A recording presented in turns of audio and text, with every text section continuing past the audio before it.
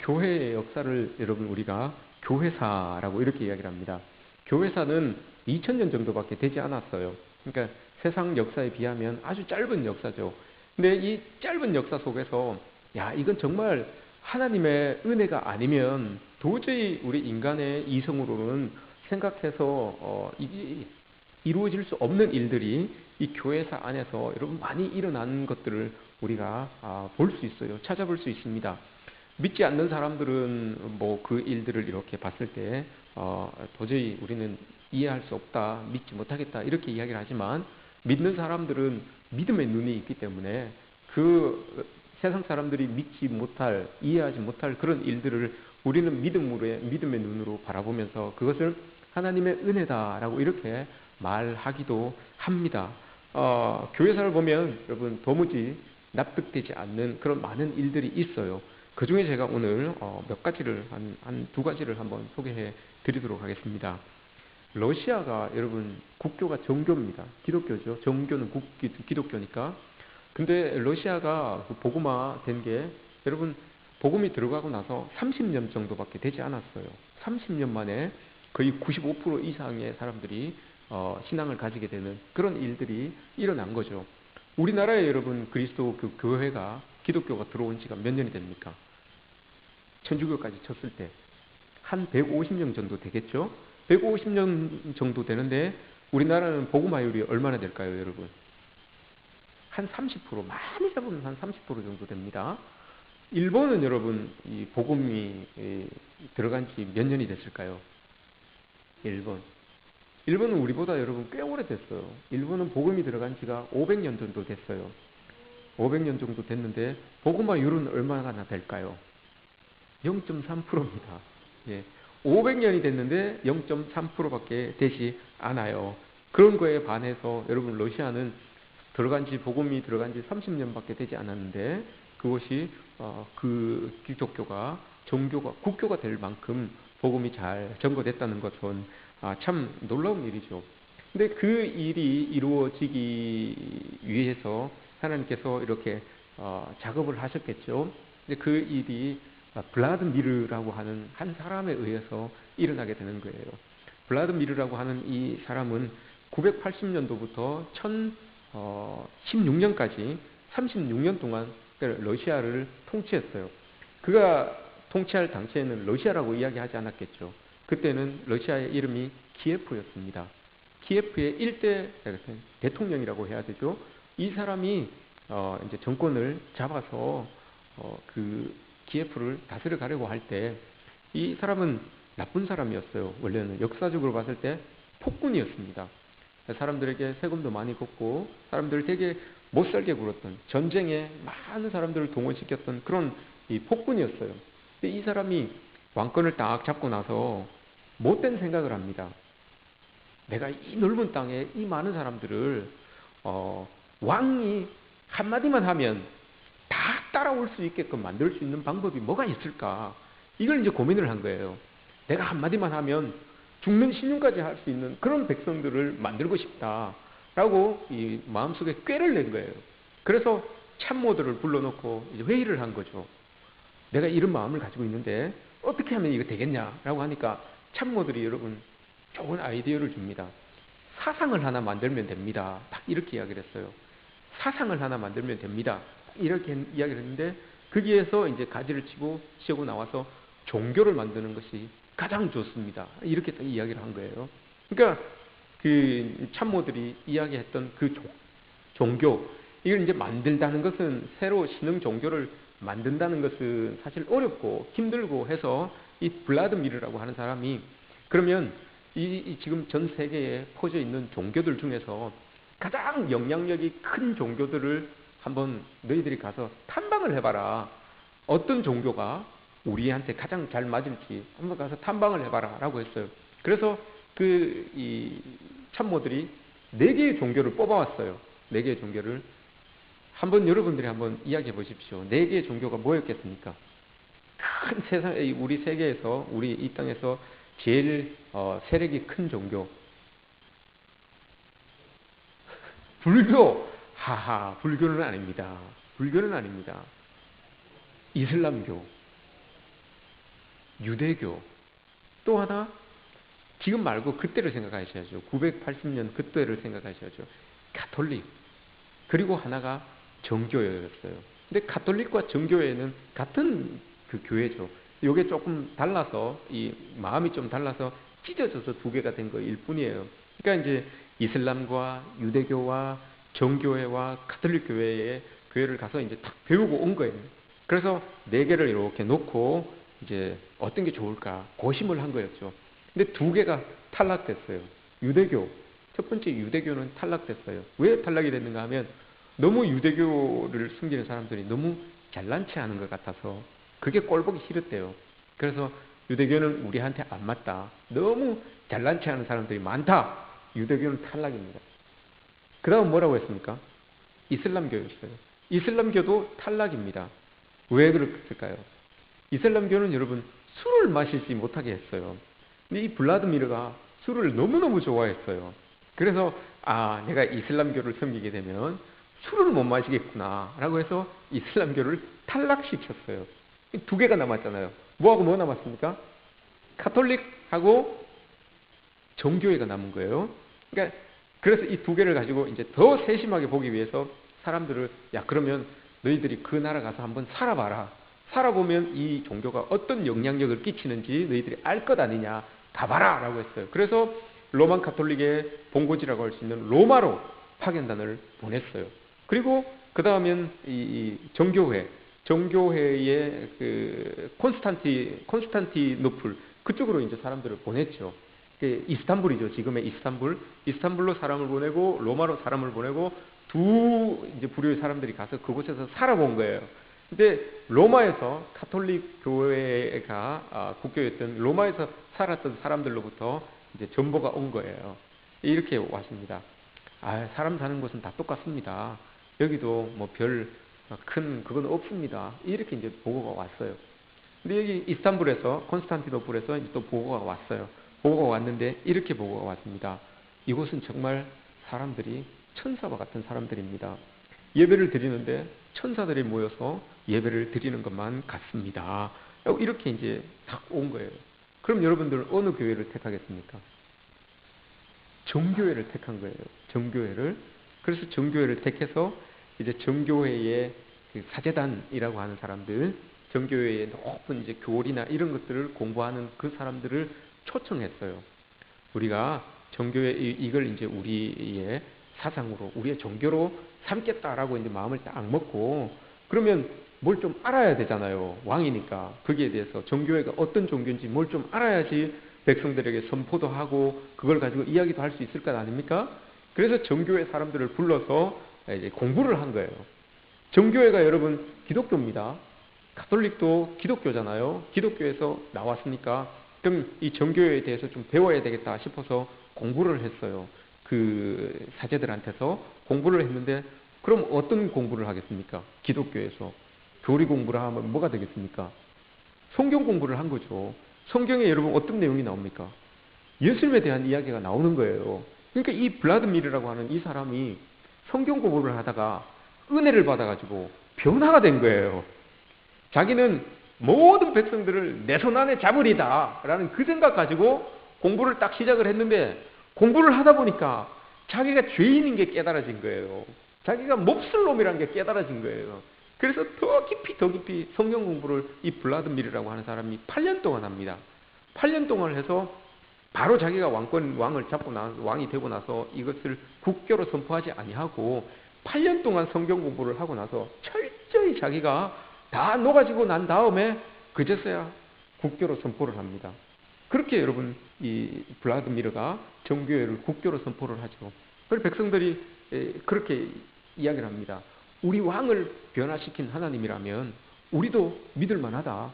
그렇게 해서 여러분 다 이게 국교로 선포되어서 이 지금 정교회가 러시아의 국교가 된 그런 이 상황이 된 거죠. 각 마을마다 다 동방정교회를 막 이렇게 세우고 이렇게 된 거예요. 그래서 30년 정도밖에 되지 않았는데 여러분 러시아가 이렇게 기독교 국가, 정교회가 국교가 되는 그런 이 은혜를 누리게 된 겁니다. 한 사람이 여러분 변화가 되면 이렇게 놀라운 영향력이 끼치게 됩니다. 한 사람이 영향력을 발휘하기 시작하면 여러분 이런 선한 영향력은 충분히 이렇게 전도될 수 있는 그런 힘을 가지고 있다는 것을 우리가 볼 수 있어요. 그래서 여러분 러시아에는 지금도 성이 블라드미르라고 하는 성이 제일 많아요. 레닌도 여러분 블라드미르 레닌이잖아요. 푸틴도 블라드미르 푸틴이에요. 다 좋은 그 블라드미르의 영향을 받아서 성씨가 블라드미르라고 하는 말이 제일 많아요. 이만큼 그들에게 영향력을 끼쳤던 사람이다라는 것을 우리가 알 수 있습니다. 근데 반대되는 경우도 있어요. 반대되는 경우도 우리가 마하트마 간디를 잘 알고 있습니다. 마하트마 간디가 여러분 인도에서 태어나서 공부를 하려고 영국에를 건너갑니다. 영국에 가서 21살에 변호사가 되죠. 21살에 변호사가 돼서 나는 인도에 가서 나는 이 변호사업을 해야 되겠다라고 해서 다시 인도로 돌아옵니다. 인도로 돌아왔는데 변호사업을 개업을 하고 이제 하는데 잘 안 됐어요. 그래서 간디를 찾아와서 이 변호를 맡기는 사람들이 없는 거예요. 왜냐하면 간디는 여러분 어릴 때부터 종교심이 참 많았던 사람이에요. 기독교뿐만이 아니라 종교심이 참 많았던 사람이라서 변호사라고 하면 어떤 사람의 그런 어떤 잘못된 것들 틈새를 노리고 파고 막 이렇게 해서 잘못을 이렇게 드러내고 이렇게 해야 되는 건데 간디는 원래 어릴 때부터 종교심이 많아서 그게 잘 안 됐어요. 사람을 막 이렇게 잡아서 글뜯고 막 이 파내고 이런 것들이 잘 안 됐어요. 그러다 보니까 이 변호사업을 이게 문을 닫게 됐죠. 힘이 쭉 빠져 있는데 그 간디의 친구들이 간디를 불렀어요. 초청을 했어요. 남아프리카로 초청을 했는데 거기에도 이제 자기 친구들이 쭉 변호사업을 다 개업하고 있었죠. 근데 그 친구들은 영국에서 같이 공부한 영국 백인들이죠. 영국 백인들이 남아프리카 이런 곳에 가서 다 변호사업을 하고 있었어요. 그러면서 그 영국 백인들이 이 간디, 자기 친구인 이 간디를 전도해 보려고 틈만 나면 교회를 데리고 가는 거예요. 틈만 나면 종교서적을 갖다가 주고 해서 이 간디에게 어떻게든 복음을 전하려고 그렇게 노력을 많이 했죠. 노력을 많이 했는데 그 간디가 여러분 자서전에서 이렇게 기록을 합니다. 교회에 가서 기독교인들을 이렇게 보고 자서전에 이렇게 기록을 했어요. 회중들은 내가 보기에는 특별히 종교적인 것은 눈에 띄지 않았고 경건한 영혼을 가지고 모였다기보다는 오히려 세속적인 마음을 가진 사람들이 단지 습관적으로 사교를 위해서 모이는 장소 같았다. 이렇게 간디가 교회에서 예배드리는 사람들을 보고 자기의 눈으로 고백한 거예요. 단지 그냥 그 사람들은 와서 사교하는 것처럼 그렇게 보였다라고 이렇게 이야기를 합니다. 여기에서 이제 이게 교회에 가서 느낀 간디의 마음입니다. 간디가 또 이렇게 이야기를 합니다.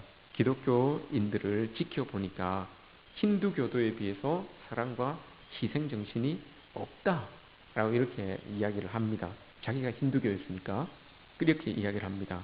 그래서 결국 간디는 친구들의 그런 열망에도 불구하고 교회를 나가지 않는, 예수님을 믿지 않는 그런 사람이었죠. 그래서 서구의 역사학자들은 이 일을 놓고 세기의 손실이라고 이렇게 이야기를 해요.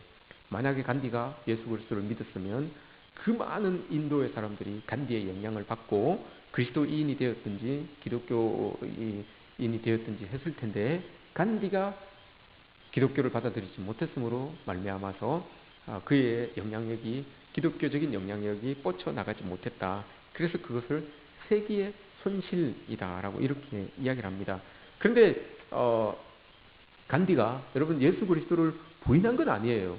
예수 그리스도에 대해서 좋은 감정을 가지고 있었어요. 인도가 독립하고 나서 영국군들이 자기 나라로 돌아갈 때 그들을 향하여서 간디가 그렇게 이야기를 하잖아요. 너희들이 가지고 온 기독교도 다 가지고 너희 나라로 가라. 하지만 예수는 남겨두고 가라. 이렇게 이야기를 했잖아요. 예수 그리스도는 자기가 봤을 때 그 사랑과 그 헌신과 그 희생이 자기가 보고 배울 만한 거였어요. 그런데 그 교리를 따르는 그리스도인들에게서는 그 모습이 나타나지 않기 때문에 그 기독교라고 하는 것을 너희들 나라로 가져가라 라고 이렇게 이야기를 한 거죠. 그러니까 그만큼 이 두 가지의 이야기를 보면서 우리는 그리스도인들 중에서도 정말 영향력을 끼칠 수 있는 진짜 같은 사람이 있고 영향력을 끼치지 못하는 가짜 같은 사람도 우리가 있구나라는 것을 우리가 생각할 수 있습니다. 진짜 한 사람은 여러분 정말 이런 선한 영향력을 끼칠 수 있어요. 가짜는 여러분 아무리 많아도 영향력을 끼치지 못해요.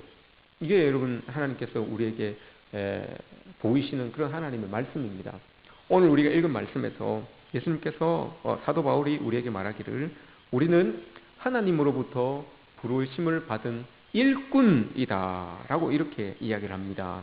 근데 우리가 진짜가 아닌 가짜로서의 생활을 하게 되는 것은 일꾼이라고 했는데 우리가 분명히 일꾼이라고 했는데 여러분 일꾼에도 정체성이 있어요. 정체성. 하나님께서 우리를 일꾼으로 부르실 때 부여했던 그 정체성이 있고 일꾼으로 사용되는 우리, 나 자신이 나에게 부여한 정체성이 있는 거예요. 요게 다르니까 여러분 하나님의 역사가 일어나지 않는 겁니다. 하나님은 분명히 우리를 하나님의 일꾼으로 불렀어요. 그러면 그 일꾼으로 부르실 때 딱 우리의 마음에 집어넣으신 하나님의 마음이 있다는 겁니다. 근데 우리는 하나님의 부르심에 부름받은 일꾼으로 일을 하면서 내 스스로가 가지는 일꾼으로서의 정체성이 있어요. 이게 안 맞으면 안 되는 거란 말이죠. 오늘 이 사도 바울이 그걸 이야기해주고 있는 겁니다. 오늘 2절 말씀에서 맡은 자들에게 구할 것은 충성이다 라고 이렇게 이야기를 했습니다. 충성을 여러분 우리가 말하기 위해서는 1절에서 이야기했던 일꾼이라고 하는 그 일꾼의 뜻을 우리가 잘 알아야 됩니다. 그래야지만 충성할 수 있는 거예요. 일꾼의 뜻을 모르고는 충성이 안 돼요. 맡은 자, 이게 일꾼을 이야기하는 거거든요. 근데 일꾼을 우리가 알지 못하면 충성이 안 돼요. 충성을 해도 잘못된 충성을 할 수 있다는 거예요. 그래서 오늘 사도 바울이 말하는 겁니다. 고린도 교회에다가 그냥 한국말로는 일꾼이라고 이렇게 번역을 했는데 여러분 헬라어는 좀 더 섬세해요. 좀 더 섬세해서 이걸 조금 더 나눠놨어요. 일꾼은 일꾼인데 세 가지의 의미를 담고 있어요. 첫 번째, 오늘 우리 본문에서 읽었던 첫 번째 디아코노스라고 하는 뜻이 있어요. 일꾼. 요거는 어떤 일꾼인가 하면 자기가 일을 하되 책임을 져야 돼요. 자기가 일을 하는데 하나님께서 부름받아서 시켜놓은 그 일을 하는 데 있어서 책임을 가지고 있는 그런 일꾼. 요게 디아코노스입니다. 두 번째는 둘로스라고 하는 뜻이 있어요. 일꾼, 둘로스. 요거는 책임성은 없는데 자율성은 있어요. 자율성은 가지고 있는 종이 둘로스입니다. 내가 보고 알아서 어느 정도는 내 마음대로 할 수 있는 거. 그 교회 뭐 의자 줄이 좀 삐뚤어졌다 하면 내가 알아서 그 줄을 이렇게 맞추는 거예요. 좀 지저분한 휴지들이 떨어져 있으면 그 내가 알아서 청소 이렇게 할 수 있는 거. 책임성은 없잖아요, 거기에. 그런 종들, 그런 일꾼들을 둘로스라고 이렇게 이야기를 합니다. 세 번째로 이야기하는 일꾼이 있어요. 휘페르테스라고 하는 단어가 있는데 이 단어는 여러분 자율성도 없고 책임성도 없는데 내 뜻대로 못해요. 시키는 대로 하는 사람이 휘페르테스라고 하는 일꾼이에요. 시키는 대로만 하는 거예요. 나는 책임성도 없어요. 자율성도 없어요. 아무것도 안 하고 있을 수는 없어요. 시키는 것만 하는 거. 이게 여러분 휘페르테스입니다. 자, 그러면 여러분 좀 더 쉽게 이 얘기를 하기 위해서 여러분 머릿속에 크다란 배를 하나 생각을 해보십시오. 배를 한 대 딱 머릿속에 집어넣으십시오. 자, 그럼 첫 번째 이야기했던 디아코노스라고 하는 일꾼, 그건 3층에 있어요. 3층에서 일하는 일꾼이에요. 그 일꾼은 어떤 일을 하는가 하면 책임성이 있다 그랬어요. 배의 키를 잡은 사람이에요. 배의 키를 잡고 자기가 보고 목적지를 향하여서 가야 돼요. 그러니까 목적지를 향해서 가야 되기 위해서 키를 잡고 있는데 이 키를 여러분 잘못 잡아서 목적지가 달라지면 책임을 묻는 거예요. 이게 여러분 디아코노스라고 하는 일꾼이에요. 그 사람은 책임성이 있어요. 책임이 있는 거예요. 제일 3층, 제일 높은 자리에 있지만 책임이 있는 일꾼, 디아코노스예요. 2층에 둘로스라고 하는 일꾼이 일을 하고 있어요. 그 일꾼은 여러분 책임성은 없어요. 그냥 아까 이야기했던 것처럼 다니면서 휴지도 줍고 뭐 사람들 뭐 안내도 해주고 이 길도 좀 이렇게 정리해주고 의자도 정리하고 이런 사람들이 이제 둘로스인 거예요. 그냥 자유롭게 자기가 그냥 청소도 하고 풀도 뽑고 뭐 이렇게 가꾸기도 하고 만들기도 하고 이런 사람들이 이제 이 둘로스라는 사람들이에요. 두 번째, 1층 이 지하라고 할 수 있죠. 1층에 사람들이 있는데 그 사람들이 휘페르테스예요. 이 사람들은 어떤 사람들인가 하면 노를 잡고 있는 사람들이에요. 밑에서 키를 잡은 사람이 아니라 노를 잡고 있는 사람들이에요. 노를 잡고 있는 사람들은 여러분 자기 마음대로 노를 막 좀 못 젓습니다. 앞에서 북을 치든지 이 소리를 내야지만 여러분 노를 젓는 거예요. 내 마음대로 내가 힘들다고 해서 노를 안 저을 수도 없는 거예요. 북을 치면 계속해서 노를 저어야 되는 거예요. 내가 힘들고 내가 마음에 안 넣힌다고 해서 여러분 노를 안 저을 수가 없는 거예요. 다들 착고에 다 채워져 있어서 한 마음으로 한 뜻으로 노를 저으면서 나가야 되는 사람들, 이게 여러분 휘페르테스라고 하는 그런 일꾼이에요. 오늘 사도 바울이 여러분 일꾼을 이야기하면서 세 가지를 이야기했는데 여러분 그 세 가지 모두에게서 다 충성이 요구됩니다. 그런데 오늘 우리가 읽은 이 말씀, 우리가 맡은 자들에게 구할 것은 충성이니라 라고 이렇게 이야기를 했는데 1절 말씀에서 사람이 마땅히 우리를 그리스도의 일꾼이요 하나님의 비밀을 맡은 자로 여길지어다 라고 이렇게 이야기했는데 1절에서 이야기한 이 사도 바울이 이야기한 이 일꾼은 여러분 이 세 개 중에 어떤 걸까요? 어떤 단어를 썼을까요? 이 세 개 중에 디아코노스이겠습니까? 둘로스이겠습니까? 휘페르테스겠습니까? 디아코노스, 책임성이 있는 디아코노스가 아닙니다. 세 번째입니다. 휘페르테스입니다. 책임성도 없고 자율성도 없지만 내 마음대로 하면 안 돼요. 내 뜻대로 하면 안 돼요. 이렇게 여러분 충돌이 일어나는 거예요. 교회에서 특히 한국 교회에서 문제가 많은 이유가 이겁니다, 여러분. 하나님은 우리를 분명히 휘페르테스라고 하는 일꾼, 내 책임도 없고 내 자율성도 없지만 하나님 시키는 대로 하면 되는 거예요. 하나님 시키면 이거 하고 이거 하고. 그러니까 내 생각을 내려놓는 자리예요. 그 자리는. 휘페르테스는 내 생각은 없어요. 내 생각은 내려놓는 자리가 휘페르테스, 하나님께서 우리를 부르신 그 일꾼 그 자리예요. 근데 우리는 내 생각을 가지고 키를 잡고 있기 때문에 요게 이제 문제가 생기는 거예요. 하나님은 분명히 요렇게 하라고 우리를 불러주셨는데, 요럴 때 북을 칠 때 노를 저으라고 우리를 불러주셨는데, 우리는 우리의 생각이 있기 때문에 우리가 본 목적지대로 키를 움직이려고 해요. 그러다 보니까 여러분 목적지가 틀려지게 되는 것이고 거기에 문제가 일어서서 교회가 시끄러워지게 되는, 어려움을 당하게 되는 그런 일들이 일어나는 거예요. 똑같이 일꾼으로 불렀는데 하나님은 우리를 부르실 때 휘페르테스로 불렀는데 우리는 잘못 알고 있어요. 우리는 디아코노스 정도로 알고 있어요. 그래서 저 3층에서 누구를 막 이렇게 부릴 수 있는, 막 내 뜻대로 몰고 나갈 수 있는 그 자리에 나를 불렀다라고 이렇게 생각하는 사람들이 우리 교회 안에서, 이 한국교회 안에서 많다는 거예요. 그래서 교회에 여러분 자꾸 시끄러운 마찰들이 일어나는 이유가 여기에 있는 거예요. 하나님께서 우리를 부르신 그 일꾼의 자리는 내 생각은 다 내려놓는 그 자리예요. 내 생각은 없어요. 푹 치면 그 소리 듣고 놓아젓는 그 자리예요. 목표물이 보이는 것도 아니에요. 그 안에 있기 때문에 목표물이 보이는 것도 아니에요. 그렇다고 내가 힘들다고 쉴 수 있는 것도 아니고요. 근데 하나님은 우리를 그곳에 불러주셨어요. 그래서 하나님이 우리가 지친 것 같으면 쉬게 하시고, 또 우리가 힘을 얻어서 나아갈 바를 또 하나님께서 공급하시면 또 우리는 이 노를 저어야 되는 그 자리가 바로 하나님께서 우리에게 허락하여 주신 그 자리입니다. 근데 우리가 이걸 좀 까먹을 때, 잊고 있을 때, 이 우리의 일꾼으로서의 충성이 좀 달라지게 된다는 것을 우리가 기억해야 됩니다. 그럼 여러분, 그 자리가 어디입니까? 하나님께서 우리에게 주신 그 일꾼의 자리, 일꾼이 서 있어야 되는 그 자리는 여러분 어디입니까?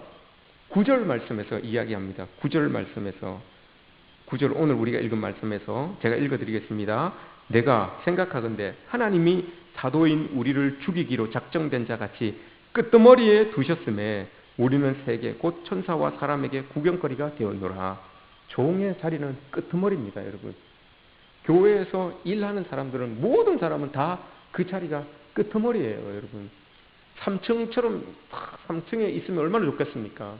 다 내려다 볼 수 있고 다 볼 수 있는 그곳에 내 자리가 있으면 얼마나 좋겠습니까? 근데 여러분, 사도 바울이 이야기하는 것은 우리 일꾼의 자리는 끄트머리래요. 끄트머리. 자꾸 앞을 보려고 기웃기웃해야지만 좀 앞이 보일 수 있는 그 자리가 여러분 우리의 자리예요. 근데 사도 바울은 이 끄트머리 구절을 이야기하면서 어떤 걸 생각하고 있었어요. 우리는 문화가 다르기 때문에 그걸 잘 몰라요. 그걸 잘 모르는데 사도 바울은 이 고린도전서가 쓰여진 게 주 55년이잖아요. 주후 55년이니까 그때는 로마가 세계적으로 막 팽창하고 있었던 때예요. 가서 전쟁에서 이기고 승리하고 하니까 승리해서 돌아오는 그 개선 행렬을 늘 이 사도 바울은 본 거예요. 고린도는 특히 그런 곳이잖아요. 그 상업적으로 문화적으로 이런 교류가 많았던 곳이기 때문에 늘 그곳에 이 로마의 성전한 개선 병들이 자주 왔다 갔다 하는 곳이 바로 이 고린도였어요. 그러니까 사도 바울은 그 개선 행렬을 본 거예요. 개선 행렬에 여러분 제일 앞에 누가 섭니까? 제일 앞에 승리한 장군이 서죠. 승리한 장군이 백마를 타고 쫙 들어갑니다. 두 번째는 누가 섭니까? 그 뒷단에는 군대들이 서죠. 이 무장한 군대들이 발소리를 착착착착착 맞춰서 쫙 들어가죠. 멋있잖아요. 보기에도 멋있잖아요. 딱 창을 들든지 칼을 들든지 각오들을 딱 입고 발을 착착착착 맞춰서 들어가니까 여러분 얼마나 그게 멋있습니까? 그럼 세 번째 단에는 또 누가 씁니까? 전리품들이 있어요. 전리품들. 소든지 말이든지 양이든지 금괴든지 뭐 이런 것들이 마차에 쫙 실려서 세 번째로 쫙 들어갑니다. 끄트머리에는 뭐가 있습니까, 여러분? 맨 마지막 네 번째. 거기에 여러분 포로들이 잡혀 있는 거예요. 노예가 잡혀 있는 겁니다. 사도 바울은 이걸 보고 이야기하는 거예요. 지금 우리는 그리스도의 일꾼된 우리는 저 끝에 노예처럼 묶여서 끌려오는 사람들, 그 자리가 우리 자리다. 이걸 이야기하고 있는 거예요. 왜 그렇습니까, 여러분? 그 노예들은 선택이 두 가지밖에 없어요. 죽든지 팔려가든지. 이게 다예요. 죽든지 팔려가든지. 우리가 그렇다는 거예요. 하나님의 백성으로서, 하나님의 종으로, 하나님의 일꾼으로 사용되는 사람들은 이런 사람들이에요. 죽든지 팔려가든지 하나님의 뜻에 의해서 이렇게 여러분 좌지우지 되는 사람들이 저 끄트머리에 있는 하나님의 일꾼들이다라는 것을 이렇게 사도 바울이 지금 이야기를 하고 있는 거예요. 그리스도의 일꾼들은 여러분 제일 앞에 개선장군처럼 여러분 그 자리에 있으면 얼마나 좋겠습니까? 사람들도 다 보고 얼마나 좋아요. 딱 멋있고 한데 얼마나 좋습니까? 그거 안 되면 여러분 두 번째 자리라도 좋지요. 딱 갖추고 착착착착 나가면 멋있고 하니까 사람들의 시선을 받기에도 괜찮은 자리예요. 두 번째 자리도. 근데 여러분 아쉽게도 그리스도에게 부름받은 우리의 자리는, 우리 일꾼된 자리는 끄트머리예요, 여러분. 우리 마음대로 좌지우지 되는 자리가 아니에요. 하나님 뜻에 의해서 좌지우지 되는 자리, 그 자리 저 끄트머리가 바로 우리의 자리라고 사도 바울이 우리에게 이야기를 합니다. 이게 그리스도인으로서 우리의 정체성입니다, 여러분. 그리스도인으로서 교회 생활을 해 나갈 때, 신앙생활 해 나갈 때 우리의 정체성이 바로 이거예요. 우리는 휘페르테스예요. 책임성도 없고 자율성도 없지만 하나님의 뜻에 의해서 움직여져야지만 되는, 내 뜻은 다 내려놓고 하나님의 뜻에 의해서만 움직여져야 되는 그 자리가 바로 일꾼 휘페르테스의 자리입니다. 그 자리는 저 앞에 3층도 아니요, 저 앞서서 나아가는 개선 장군의 자리도 아니요, 저 끄트머리 주께서 좌지우지할 수 있는 그 자리가 바로 우리의 자리다라는 것을 여러분 우리가 기억해야 됩니다. 그런데 여러분 놀라운 것은 그 끄트머리에서 주님의 능력이 나타납니다. 그 끄트머리에서 하나님이 좌지우지할 때 여러분 주의 능력이 나타나는 거예요. 앞에 있다고 능력이 나타나는 게 아닙니다. 3층에 있다고 여러분 능력이 나타나는 게 아니에요. 우리가 비록 끄트머리에 있었지만, 사도 바울이 비록 끄트머리에 있었지만 죽는 자 같이 사람들에게, 세상 사람들에게 구경거리가 되는 것처럼 저 끄트머리에 있었지만 여러분 능력 주시는 자 안에서 모든 일들을 감당해냈던 사람이 바로 사도 바울이었어요. 자기는 그 끄트머리에서 주께서 좌지우지할 때, 하나님이 좌하실 때 따라갔고 하나님이 우하실 때 따라가고 보니까 결국은 그 자리가 하나님의 영광을 드러내는 자리였다라는 것을 사도 바울이 고백하고 있는 겁니다. 여러분 우리의 자리가 휘페르테스입니다. 우리의 자리가 나의 마음은 다 내려놓고 나의 생각은 다 내려놓고 주의 뜻에 따라 노를 져야 되는 그 자리입니다. 그 자리는 끄트머리입니다. 끄트머리지만 그곳에 하나님의 영광이 나타납니다. 그런 영광이 나타나는 삶을 사시는 저와 여러분들 되시기를 주님의 이름으로 축복합니다.